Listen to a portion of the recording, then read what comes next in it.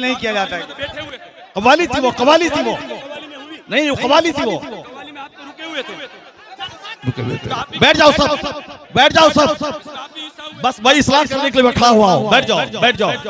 नहीं वो गलत है, जो कुछ हुआ वो गलत है, जो कुछ हुआ वो गलत है, जो कुछ हुआ वो गलत है, नहीं है। हाँ हाँ, क्या यहाँ तो नाच को सुनना चाहता है वो, नाच को सुनेगा वो, नाच को सुनेगा, नाच को सुनाओ, दीनी मजलिस में नाच कराओगे तुम, बैठ।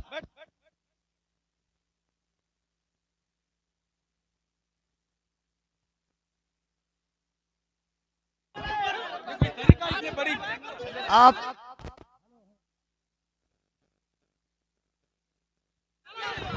हेलो हेलो, जब मुफ्ती साहब को मालूम था कि शब्बीर बरकाती आ रहे हैं तो मुफ्ती साहब को आना ही नहीं चाहिए था, यहाँ आना ही नहीं चाहिए था। हज़रत आपको ऐसे जलील नहीं किया जाता, मुफ्ती साहब ऐसे जलील नहीं किया जाता किसी को, ये इस्लाम नहीं है।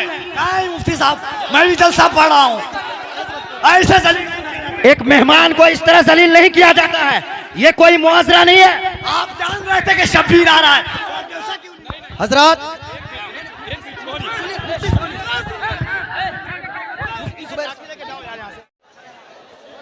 अस्सलामु अलैकुम रहमतुल्लाहि व बरकातुहू। नहमदुहु व नुसल्ली व नुसल्लिमु अला रसूलिहिल करीम, अम्मा बाद, फ़अऊज़ु बिल्लाहि मिनश शैतानिर रजीम, बिस्मिल्लाहिर रहमानिर रहीम। इन्ना दीना इंदल्लाहिल इस्लाम, सदक़ल्लाहुल अज़ीम व सदक़ रसूलुहुन नबियुल करीम व नहनु अला ज़ालिका लमिनश शाहिदीन व शाकिरीन वल्हम्दुलिल्लाहि रब्बिल आलमीन। सामीन व हाज़रीन, सारे लोग बैठ जाएं। जनाब मौलाना क़सीमुद्दीन साहब ने बहुत ज़बरदस्त मजमा जमा किया और हज़ारों की तादाद में सारे लोग आ गए।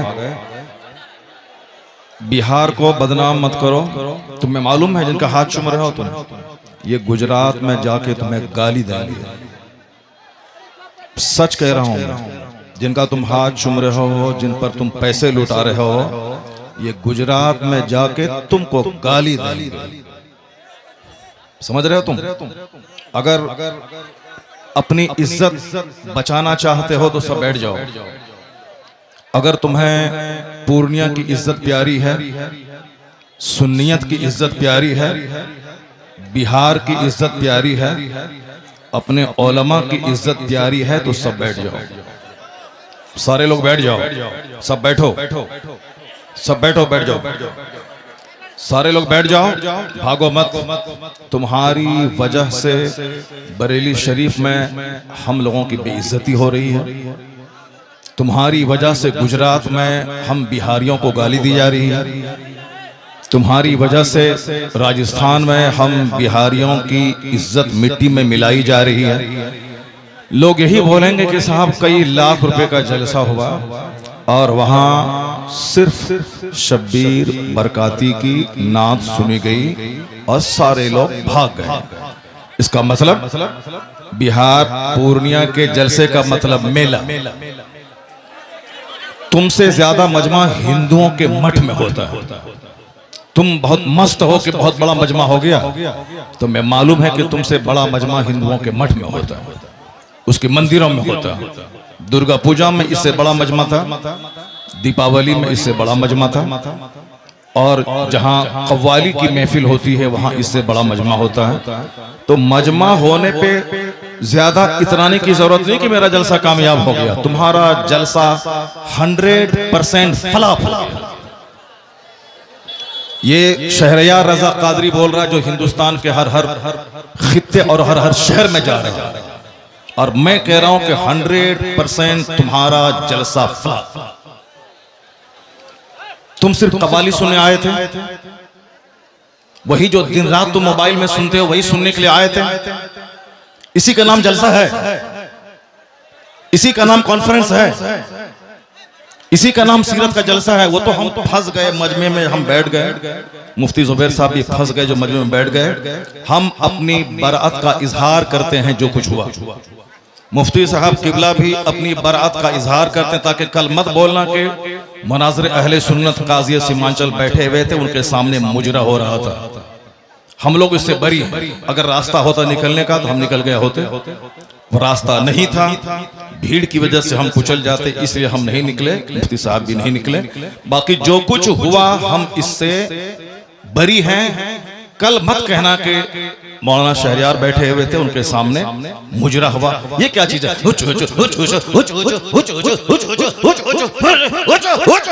क्या है ये? क्या है ये? तुम लोग कल दियोबंदी हो जाओगे, मैं दावे से कहता हूं। और दियोबंदी कल मजाक उड़ाएगा पूर्णिया का।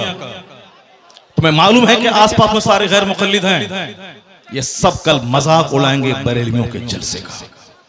कहेंगे बरेलवियों का जलसा ये होता है, बरेलवियों का जलसा यही होता है।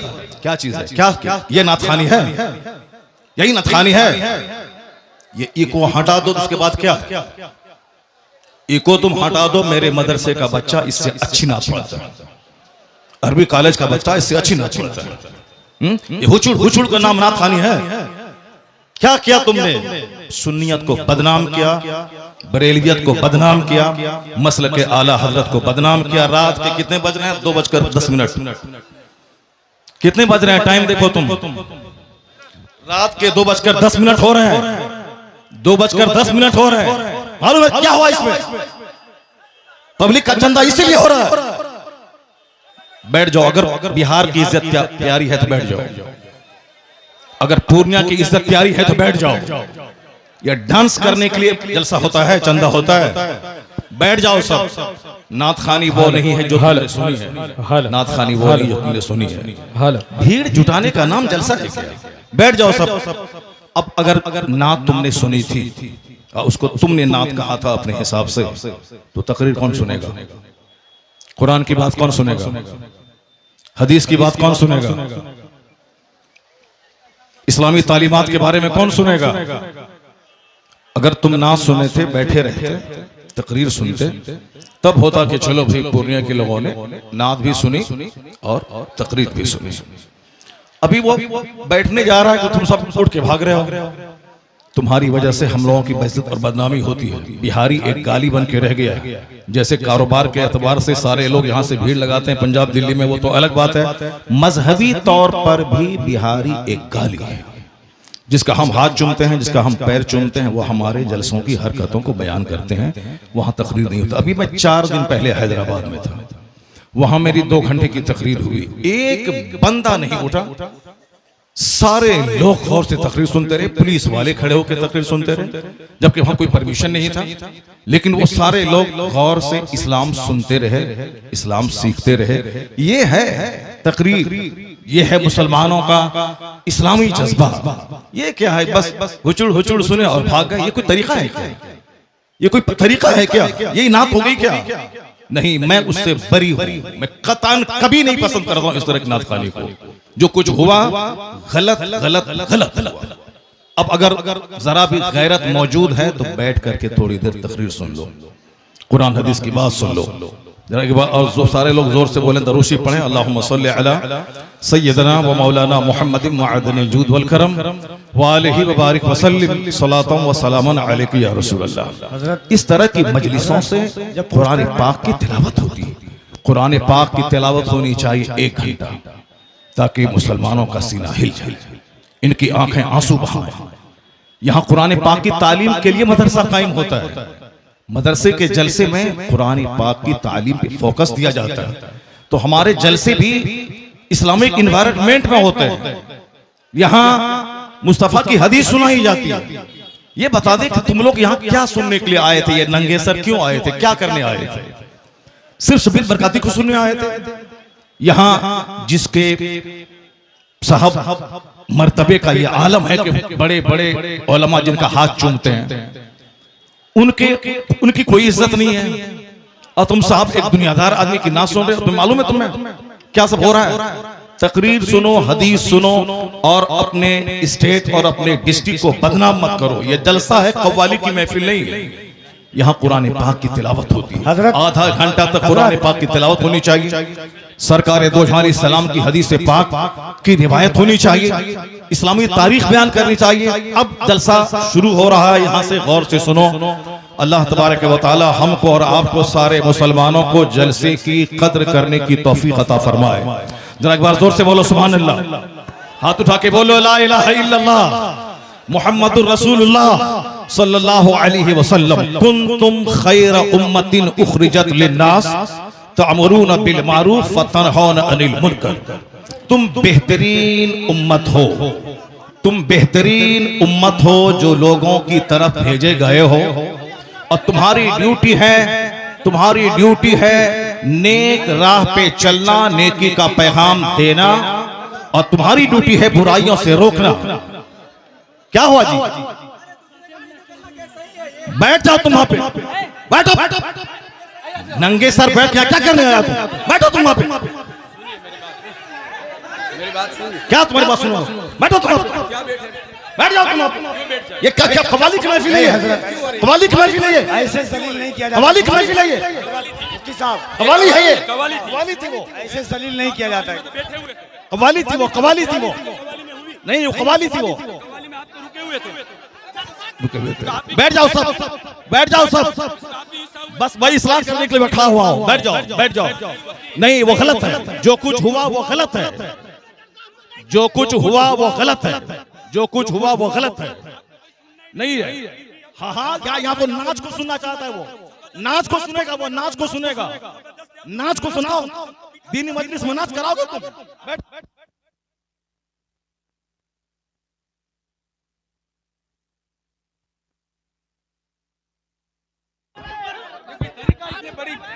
आप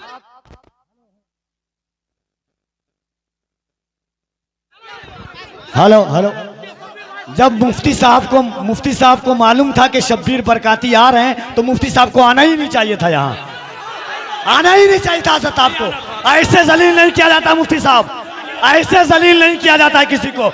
ये इस्लाम नहीं है। नहीं मुफ्ती साहब, मैं भी जलसा पढ़ रहा हूँ।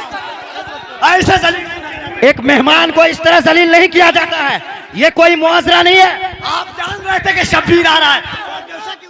हजरत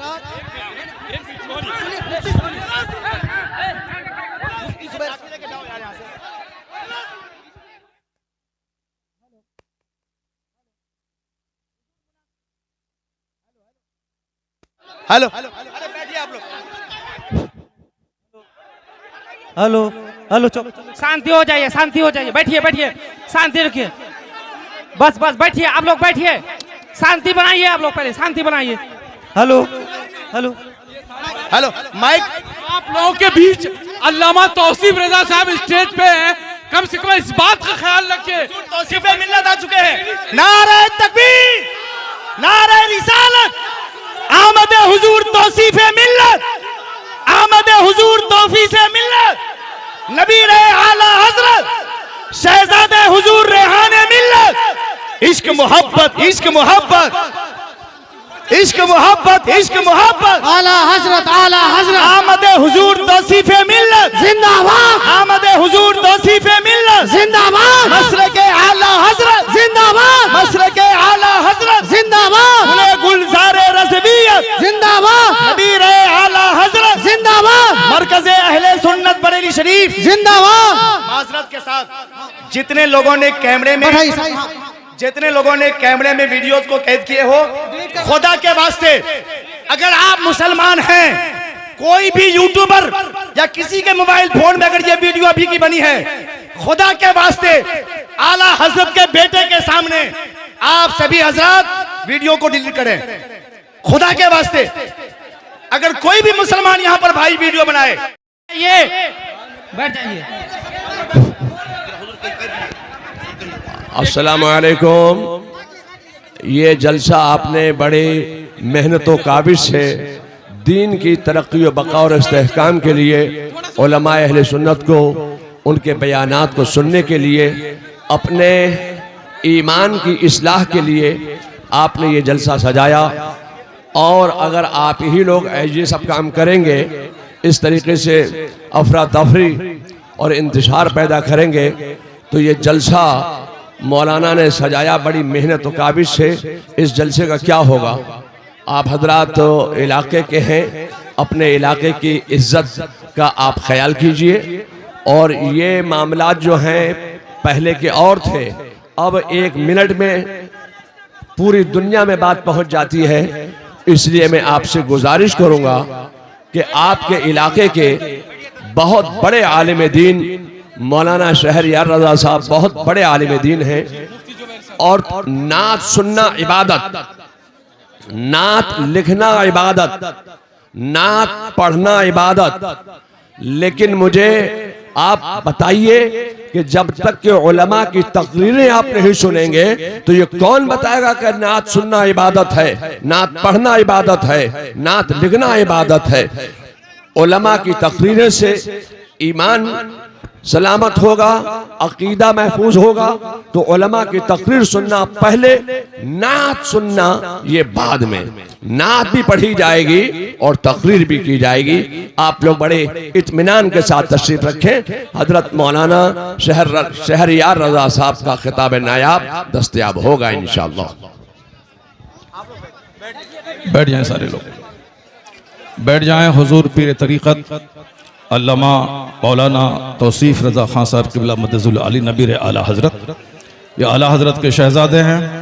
इन्होंने यहाँ आने के बाद आपको नसीहत की कि नात खानी भी हो मगर तकरीर सबसे पहले होनी चाहिए। मैंने आपकी इन अदाओं की वजह से मुझको नाराजगी हुई, क्योंकि तकरीर ना सुनने के बाद सारे लोग यकबैक खड़े हो गए। ये जलसे की तौहीन है, हमारे इलाके की तौहीन है। इसलिए यह जलसा है, सीरत की महफिल है, इस्लाह ईमानो अमल कॉन्फ्रेंस है। अब जरा थोड़ी देर मेरी गुफ्तगू सुने, उसके बाद दस्तारबंदी का मंजर होगा और हुजूर पीर तरीक़त का खिताब नायाब होगा। अल्लाह तबारक व तआला हमारे इलाके के सारे मुसलमानों को अपने उलमा की कद्र करने की तौफीक अता फरमाए। मैंने कहा था ना कि हमारी बेइज्जती होती है, हमारी तौहीन होती है, हमारे जलसे का वक़ार मजरू होता है। हम लोग चारों तरफ से घिरे हुए हैं बदअकीदों के बीच में। हमारा कल मजाक उड़ाया जाएगा, हमारे जलसे का मजाक उड़ाया जाता है। तो हमें सिर्फ आपकी इन अदाओं की वजह से तकलीफ होती है कि मैंने कहा ना कि जिस तरह आपने नात सुनी थी उसी तरह बैठ के आप 1 घंटे की तकरीर सुन लेते, ताकि पूरे हिंदुस्तान के लोग जानते कि वहां नात भी सुनी जाती है और तकरीर भी होती है।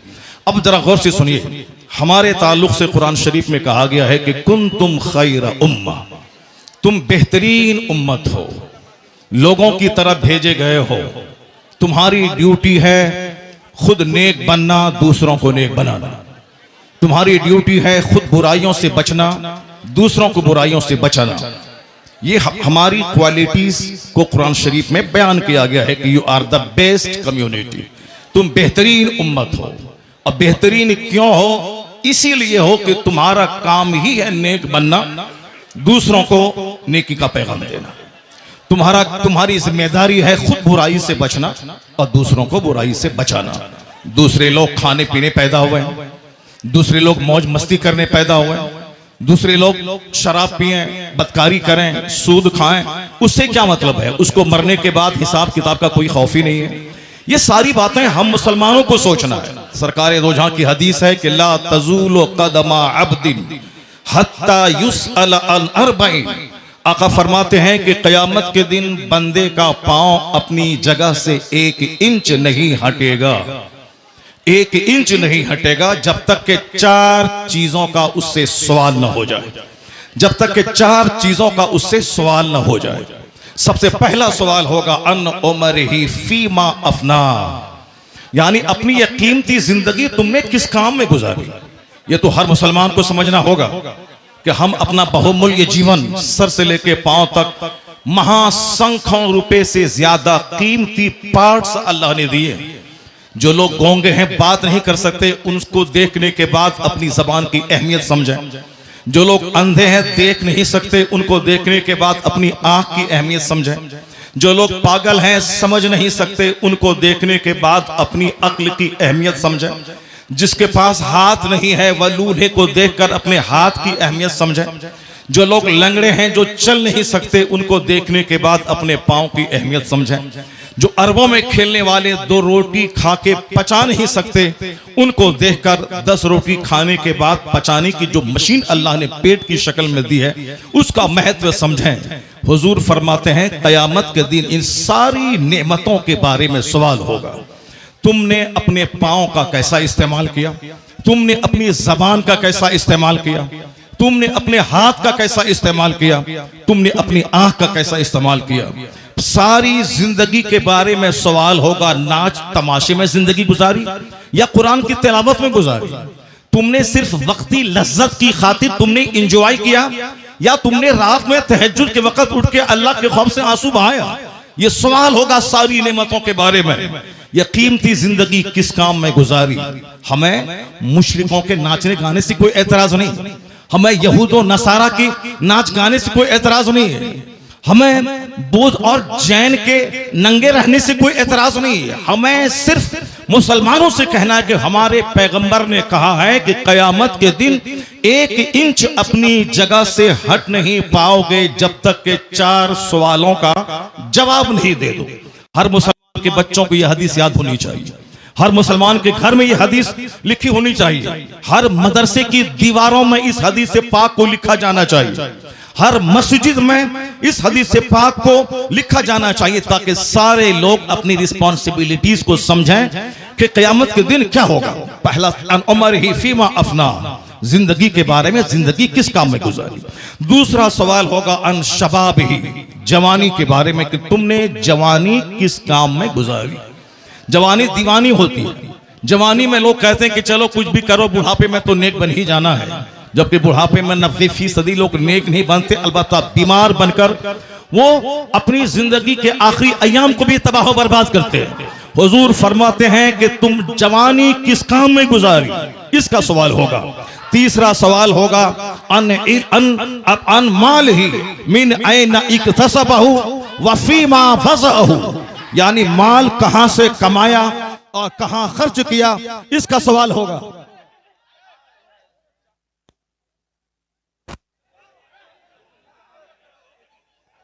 चलो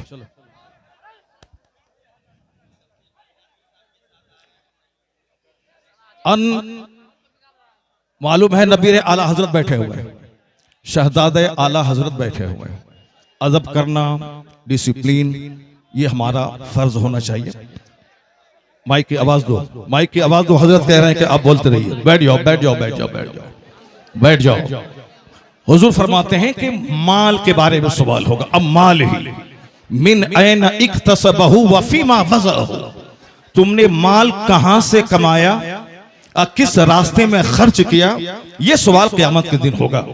चौथा सवाल होगा जो कुछ तुमने जाना, जो कुछ तुमने खिताब के जरिए सुना, जो कुछ तुमने पढ़ा, उस पर कितना अमल किया। ये बुनियादी बातें हैं, हर मुसलमान को मालूम होना चाहिए। नमाज पढ़ना फर्ज आजम है, ये हर मुसलमान को मालूम होना चाहिए। रोजा रखना बहुत बड़ा फर्ज है, हर मुसलमान को मालूम होना चाहिए। जलसा करना फर्ज नहीं है, वो तो दीनी तालीम का एक जरिया है कि रात भर मैंने, साल भर मैंने क्या किया, बस उसी हमारी कारकर्दगी को लोगों के सामने रख देना है कि हमने साल भर तक आपकी ज़कात, आपके खैरात, आपकी खैरात, आपके सदकात का क्या हमने इस्तेमाल किया। वो इसीलिए है साहब, नाते पाक पढ़ना इसीलिए है ताकि हमें मुस्तफा से मोहब्बत है, वरना सिर्फ नाते पाक पढ़ना ही हमारी गर्ज़ो क़ायस नहीं है। हमारा मकसद हयात है अल्लाह की इबादत करना।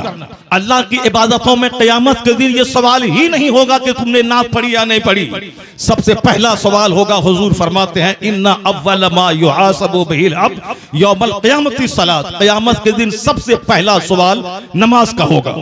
फातिहा अच्छी चीज है मगर नमाज उससे बड़ी चीज है। जलसा जुलूस अच्छा काम है मगर नमाज पढ़ना उससे सबसे बड़ा काम है।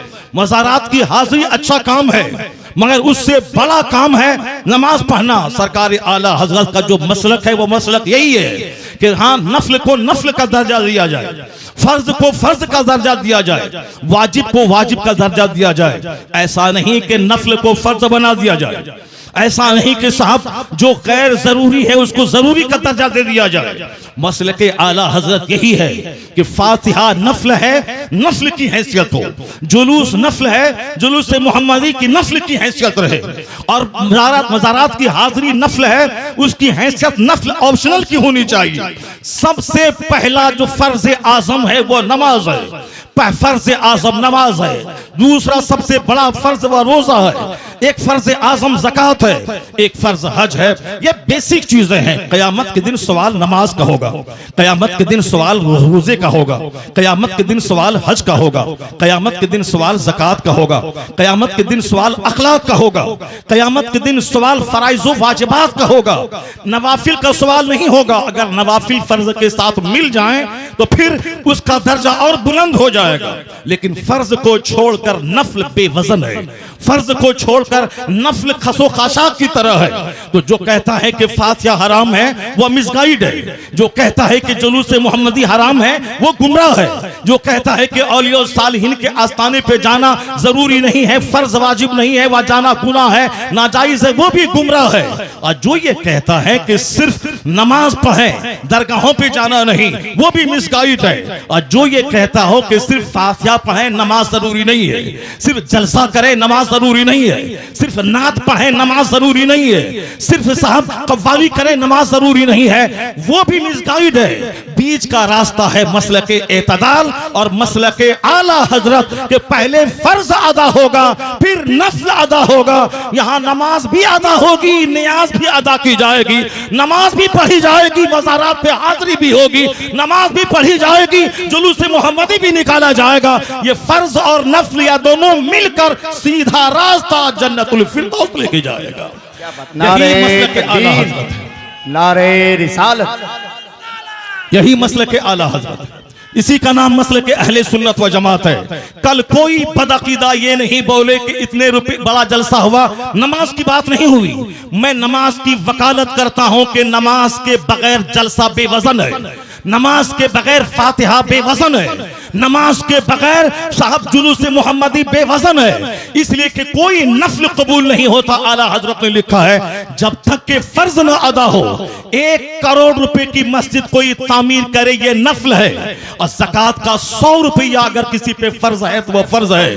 आला हजरत फाज़िल बरेलवी लिखते हैं कि जब तक वह ज़कात अदा नहीं होगी कोई नफल खैरात काबिल कबूल नहीं होगा। इसका मतलब यह निकला कि जलसा नहीं होगा, ऐसा नहीं, जलसा भी होगा, नमाज पहले होगी, जलसा बाद में होगा, नमाज पहले होगी, फातिहा बाद में होगी, नमाज पहले होगी, नात बाद में पढ़ी जाएगी। आला हजरत से किसी ने पूछा था, हुजूर रमजान में तरावी की नमाज सुनाता हूँ, पढ़ाता हूँ, तरावी पढ़ाता हूँ, रमजान में रोजे रखता हूँ, कुरान शरीफ की तिलावत करनी पड़ती है, क्या मैं रोजा छोड़ सकता हूँ? आला हजरत ने कितना अच्छा जवाब दिया।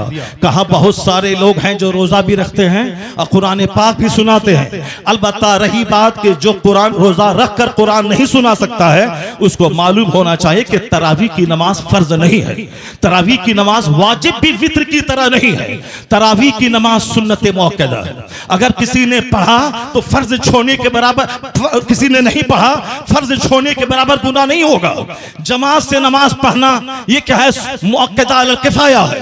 अगर जमात मस्जिद में तरावी की हो गई और फिर सारे लोग अपने घर में कुछ लोग पढ़ लिए, घर में पढ़ने वाला मुजरिम नहीं होगा। लेकिन अगर जोहर की जमात छोड़ दिया वह मुजरिम होगा। कहते हैं कि जो चीज फर्ज है रोजा, उसको छोड़कर ये तरावी की बात कर रहा है। बेहतर यही है कि वह तरावी अगर नहीं सुना सकता है अलम तरा कैफा से लेके कुल बिरब्बिन नास तक, इसको पढ़ के अपनी तरावी पढ़ ले, मगर रोजा ना छोड़े, क्योंकि रोजा फर्ज है, तरावी की नमाज सुन्नत है। ये फर्ज को फर्ज समझा जाए, नफल को नफल समझा जाए। जुनून और मजनू बन के ये न बताया जाए जलसे और जुलूस और अपने आलिमों की तौहीन नहीं की जाए। हमारी सबसे बड़ी विडंबना यही है कि हम लोग गैर जरूरी को जरूरी समझते हैं। अल्लाह पर विश्वास करें, अल्लाह रब्बुल इज्जत ही इज्जत देने वाला, वही बंदों को जलील करने वाला, वही मदरसों को तरक्की देने वाला, वही लोगों के दिलों में अल्लाह ही मोहब्बत डालने वाला है। बेशुमार लोगों ने बड़े बड़े जलसे किए, मदरसे में तालीम नहीं हुई, वह मदरसा उजड़ गया। मैंने मुख्तसर सी जिंदगी में इसको देखा है। लेकिन जिन लोगों ने मेहनतें की, 5 साल के बाद जलसा किया, और अगर अच्छे अच्छे आलिम, अच्छे हुफ्फाज उन्होंने दिया, उसके पास बच्चों के रखने की जगह नहीं है। इतने बच्चे हैं कि वो रख नहीं सकता है। असल क्वालिटी इल्म की है, असल क्वालिटी है आप बच्चों को अच्छी तालीम दीजिए, एजुकेशन दीजिए, न कि बहुत बड़ी भीड़ भाड़ जुटा करके और अपने मदरसे को फरोग दिए। मदरसा फरोग पाता है इल्म से। मैं तमाम सुन्नी मदारिस के लोग जिम्मेदारों से कहता हूं, तालीम पे फोकस दें, दरसगाह पे फोकस दें, अच्छे आलिम को रखें, अच्छे उफ़ाज को रखें। अगर एक बच्चा फारिग हुआ, अगर सही ढंग से कुरान सुनाया, तो सारे लोग यही कहेंगे, ये बता दे तू किस मदरसे में पढ़ा है, वो तेरा उस्ताद कौन है। यानी वही एक बच्चा आपका सबसे बड़ा प्रचारक हो जाएगा। वही एक बच्चा आपके मदरसे की खूबियों को दूसरों के सामने एग्जीबिशन करने वाला एक जबरदस्त अलमबरदार हो जाएगा। आपने 10 बच्चों को आपने निकाल दिया और क्वालिटी उसमें नहीं है, वह जहां भी जाएंगे मदरसों को बदनाम करेंगे कि किस उस्ताद ने तुझको पढ़ाया है, किस मदरसे में तुमने पढ़ाया है। क्वालिटी पे जोर देना। बस आखिरी बात सुन ले, अभी मुसलमानों के चेहरे पे एक हवाइयां उड़ रही है कि हमारा मुस्तकबिल कैसा है, हमारा फ्यूचर कैसा है, हमारा आने वाला दिन कैसा है। आपको मैं यकीन दिलाता हूं कि इस्लाम का आने वाला दिन इतना सुनहरा है कि कोई दिन ऐसा नहीं गुजरता जिस दिन कोई पढ़ा लिखा आदमी कलमा पढ़ के मुस्तफा का गुलाम न बनता हो। कोई दिन ऐसा नहीं गुजरता जिस दिन अमेरिका जैसे हाईली क्वालिफाइड और तरक्की याफ्ता मुल्क का कोई एक दानिश्वर कलमा पढ़ के मोमिन न होता हो। या जोश में ये बातें नहीं बोली जाती है, बल्कि ये बातें दलाइल और प्रूफ के साथ की जाती हैं। आप अगर पढ़े लिखे आदमी हैं, हमारे बच्चे स्कूल कॉलेज में पढ़ते हैं, मैं उन बच्चों को कहता हूं, एक नाम आपने सुना होगा, जॉन डी रॉकफेलर का। हमारे शेख बैठे हुए हैं, शेख का दौरा लंदन होता है, हमारे हजरत का दौरा अमेरिका होता है, हमारे हजरत का दौरा अफ्रीका होता है। वह सारी दुनिया के हालात से बाखबर है। मैं अपने शेख को कहता हूं कि जॉन डी रॉकफेलर वह दुनिया का सबसे पहला अरबपति। आज की तारीख में बेशुमार अरबपति हैं, टाटा, बिरला, जिंदल, मित्तल, अडानी, अंबानी, ये सारे के सारे अरबपति हैं। लेकिन जॉन डी रॉकफेलर वह दुनिया का सबसे पहला अमेरिका का अरबपति, बिलियनियर यानी अरबपति, जिनके पास खरबों की दौलत थी। 53 साल की उम्र में वो खरबपति बीमार हो गया। बीमार होने के बाद अब उनको लगा कि अब जैसे कि मैं मर जाऊंगा। जब मर ही जाऊंगा, अक्सर आजकल ये डिप्रेशन का मर्ज बढ़ रहा है औरतों में भी और मर्दों में भी। औरतें भी कहती हैं कि अब मुझको ऐसा लगता है कि मैं मर जाऊंगा। मर्द भी कहते हैं कि थोड़ा सा बीमार हुआ, बुखार हुआ और लगता है कि जैसे कि अब मैं मर जाऊंगा। ये मरने की बातें तो अब ठीक है, अच्छी बात है, मैं मर जाऊंगा, लेकिन मरने के बाद जहां जाऊंगा वहां के लिए तो काम बढ़ा देना चाहिए, वहां की इबादत बढ़ा देनी चाहिए। सिर्फ खौफ है कि मेरे बच्चों का क्या होगा, मेरी बच्ची का क्या होगा। नहीं, अक्लमंद वो है जिसको लगे कि अब मैं मर जाऊंगा तो उसको इबादत बढ़ा देनी चाहिए, सजदा बढ़ा देनी चाहिए, तिलावत बढ़ा देनी चाहिए, गुनाहों से सच्ची तौबा बढ़ा देनी चाहिए। ये होना चाहिए, ना के साथ बाल बच्चों के खौफ में मौत से घबराना चाहिए। वमन यतवक्कल अलल्लाहि फहुव हस्बुह, जो अल्लाह पे भरोसा करता है अल्लाह उसके लिए काफी होता है। कुरान में आया है, ला तक़तुलू औलादकुम खश्यता इमलाक, गरीबी के डर से बच्चों को कत्ल मत करो, मैं तुझे भी रोजी देता हूं, तेरे बच्चों को भी रोजी दूंगा। रोजी देने वाला अल्लाह है। वो अमेरिका का खरबपति, उसने सोचा कि अब जब मुझको मर ही जाना है तो अब क्यों नहीं सदका तो खैरात करके मैं मरूं। अपनी दौलत का एक बड़ा पार्ट मेडिकल एक्सपर्ट के खर्च पे उन्होंने डोनेट किया कि नई नई बीमारियां और उसके इलाज और ट्रीटमेंट दरियाफ्त करने के पीछे मेरी दौलत का एक बड़ा हिस्सा खर्च होगा। उन्होंने एक स्कूल बनवाया, गरीबों, मिस्किनों, माजूरों, बेवाओं के बच्चे स्कूल में पढ़ेंगे, फ्री तालीम। उन्होंने एक बहुत बड़ा हिस्सा अपनी दौलत का हॉस्पिटल पे वक्फ किया, यहाँ गरीबों, मिस्किनों, माजूरों, कम पैसे वालों का इलाज होगा। यानी अपने पैसे को गरीबों के लिए, सोशल वेलफेयर के लिए, चैरिटी के लिए उन्होंने दरवाजा खोल दिया। उसको ऐसा महसूस हुआ 2-3 महीने के बाद कि अंदर से उसका कैंसर का जख्म हल्का हो रहा है। ये द टाइम्स ऑफ इंडिया जो हिंदुस्तान का अंग्रेजी अखबार है, हमारे बच्चे तो एमए करने के बाद भी एक जुमला अंग्रेजी नहीं बोलते हैं। जिसको होना था डीएम वो चपरासी की भी नहीं बन पाए, जिनको होना था साइंटिस्ट वो गली कूचे का दिल फेंक आशिक बन गया। अमेरिका का यहूदी 1-1 मिनट का सही इस्तेमाल करके दुनिया को माइक्रोफोन दे, दुनिया को हवाई जहाज दे, और हमारे वो बच्चे जिसके पास थी मेरिट डीएम बनने की, वह सिर्फ मोबाइल चला चला करके वो बच्चे हमारे गली कूचे के दिल पे आशिक बन गए, किसी काबिल नहीं रहे। एक बच्चा हिंदुस्तान का अगर आईएएस ऑफिसर बनता है तो 40 करोड़ मुसलमानों का कलेजा ठंडा हो जाता है। वह कमा के अपने बाप को देगा, मगर नाम पूरी मुस्लिम सोसाइटी का होता है। हमारी मेजॉरिटी हमारे नौजवानों की मोबाइल चला चला के डीएम तो नहीं बनी, अलबत्ता अपनी जवानी में आग लगा दी, अपनी सोच और फिक्र में आग लगा दी, अपने अपने अपनी सेहत को तबाह बर्बाद कर दिया, अपने खानदान की नाक मिट्टी में मिला दी। मोबाइल का इस्तेमाल जरूरतन हो, 24 घंटे उसमें घुस के न रहे। टॉयलेट का इस्तेमाल जरूरत हो, 24 घंटे टॉयलेट में घुसने वाला तबाह बर्बाद हो जाएगा, सेहत खत्म हो जाएगी। यहूदी एक एक मिनट को कीमती समझते हैं तो जलील कौम दुनिया में सबसे मालदार कौम है। जबकि नमाजों की पाबंदी हमें वक्त की कदर सिखाती है, जबकि सहर और इफ्तार का सिस्टम वक्त की कदर सिखाता है, जबकि ज़कात का मैनेज हमें एक एक मिनट को कीमती समझने का पैगाम देता है। 1 मिनट पहले दाना हलाल, 1 मिनट के बाद दाना हराम, ये हमें पंक्चुअलिटी सिखाता है। मगर अक्ल रहे तब न इन बातों पे हम गौर करें। हमारे पास तो गुस्सा बहुत ज्यादा है, हमारे पास जज्बात बहुत ज्यादा है, हमारे पास साहब छोटी फिक्री की वजह से हम जो लायक थे उस लायक नहीं बन पाए। अमेरिका का खरबपति, उन्होंने दौलतों का एक बड़ा हिस्सा स्कूल पे, हॉस्पिटल पे, गरीबों के राशन के किट पे और मेडिकल एक्सपर्ट की टीम बैठा के, ताकि नई बीमारियों का इलाज खोज करने के लिए वह टीम खास रहे। उनको ऐसा लगा जब से वह चैरिटी सदका तो खैरात का काम शुरू किया, अंदर से उसके बदन का जो कैंसर था उसका मर्ज दूर होने लगा। 4 महीने के बाद उन्होंने टेस्ट करवाया, उसके अंदर का कैंसर खत्म हो चुका था। अब वो शख्स दुनिया वालों को बताया कि दुनिया वाला गवाह रहे, दुनिया वाला गवाह रहे कि चैरिटी से बीमारी का इलाज होता है, सदका से बीमारी का इलाज होता है, खैरात से बीमारी का इलाज होता है। उन्होंने कहा खैरात से बीमारी का इलाज, बीमारी के इलाज के जितने तरीके हैं उसमें सबसे बड़ा तरीका यह भी है कि चैरिटी और खैरात से बीमारियों का इलाज होता है। सदका तो खैरात से मरीज सेहतमंद होते हैं, सदका तो खैरात से मरीज सेहतयाब होते हैं, सदका तो खैरात से मरीज सेहतयाब होते हैं। उन्होंने सारी दुनिया को बताया। हमारे शेख आ गए, एक दूसरे शेख की आमद हो गई, जो बरकाती खानवादे के शेख हैं वो आ गए और शहजादे आला हजरत यहाँ बैठे हुए हैं। बस मेरी गुफ्तगू खत्म होने वाली है, उसको गौर से सुनेंगे तो हम पूरे हिंदुस्तान में जाते हैं, पूरे मुसलमानों का दर्द सीने में मौजूद है, कहाँ क्या हालात हैं वहां उस हालात का मुशाहिदा करते हैं। तो हम अपने गुस्से के मुजाहरे के लिए नफ्स की तस्कीर की खातिर नहीं देते हैं, सिर्फ मिल्लत के लिए, कौम के लिए, मसलक के लिए हम अपने लोगों के सामने अपनी कमजोरी बयान करते हैं। जरा गौर से सुने, जब उन्होंने खरबपति ने कहा कि मेरा मर्ज अच्छा हुआ, इलाज के जितने तरीके हैं,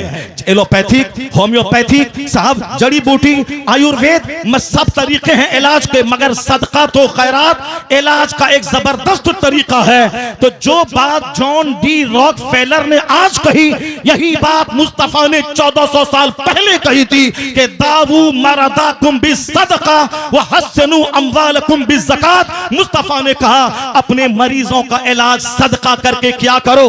तो आज 1400 साल के बाद अमेरिका का खरबपति अपने तजर्बे से दुनिया को बताया कि सदका से एक बीमार ठीक होता है। जो बात मुस्तफा ने 1400 साल पहले कही, वो अमेरिका का क्रिश्चियन जाती तजर्बे से बता दिया कि मुस्तफा का कौल सच्चा है, मुस्तफा का मजहब सच्चा है और खैरात से इलाज होता है। तो आज जैसे दानिश्वरों के बीच मुस्तफा की हदीस की सदाकत सामने आ रही है, कलमा पढ़ने वालों की तादाद में जबरदस्त इजाफा होता चला जा रहा है। इस्लाम कभी खतरे में नहीं था और आज भी खतरे में नहीं है। जैसे जैसे इल्म बढ़ रहा है, जैसे जैसे रिसर्च बढ़ रही है, जैसे जैसे तहकीक बढ़ रही है, वैसे वैसे मुस्तफा के गुलामों की तादाद में इजाफा होता जा रहा है। इस्लाम के ताल्लुक से आप बेफिक्र हो जाएं, अपनी फिक्र करें कि मेरा मरते वक्त क्या होगा, मेरा कब्र में क्या होगा, मेरा हश्र में क्या होगा, कल अगर मैं मर गया तो मेरा क्या होगा। इस्लाम के बारे में ज्यादा फिक्र करने की जरूरत नहीं है। इस्लाम बहुत जिंदा वाबिदा ताबिंदा मजहब है। पूरी दुनिया के हर गोशे में, हर खित्ते में इस्लामी चिराग रोशन हो रहा है। जितने भी लोगों ने इस्लाम का चिराग बुझाना चाहा वो सब बुझ गए, उनकी इज्जतें मिट्टी में मिल गई, उनके आबा अजदाद दुश्मनी की आग में जलकर मिट्टी में मिल गए। इस्लाम मुस्कुरा रहा है, मदरसा मुस्कुरा रहा है, मस्जिदें मुस्कुरा रही है, अजान मुस्कुरा रही है, हमारे मशाइख के चेहरे की दाढ़ियां, उनके सरों की पगड़ियां मुस्कुरा रही हैं। कभी इस्लाम खतरे में नहीं था और आने वाले वक्त में भी जैसे जैसे इल्म का उजाला फैलेगा मुस्तफा के गुलामों की तादाद में इजाफा होता चला जाएगा। है नूरे खुदा कुफ्र की हरकत पे खंदाजन, फूकों से यह चिराग बुझाया न जाएगा। अल्लाह तबारक व तआला मदरसा गौसिया सिराजुल उलूम को सलामत रखे, मौलाना क़सीमुल हक साहब को सलामत रखे, उनके मदरसे की